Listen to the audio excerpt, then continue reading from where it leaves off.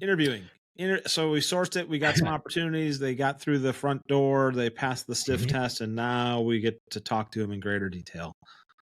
So when we talk, oftentimes, what we perceive we need to do is, look at their resume when they get it, and then just start asking questions. Oh, did you actually do this on your resume? Like, oh yeah, right. Oh, you did. Oh, well, how'd that work out? Oh, okay. And they're very much close-ended questions that are being asked in the interview process.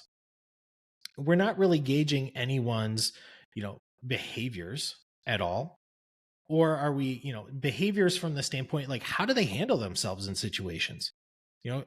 How do they really like being hands-on? And can they work alone? Do Are they you need support? What are you a fan of leading the candidate through the STAR method? I am. So when we talk the STAR method, Brad, what are we talking about?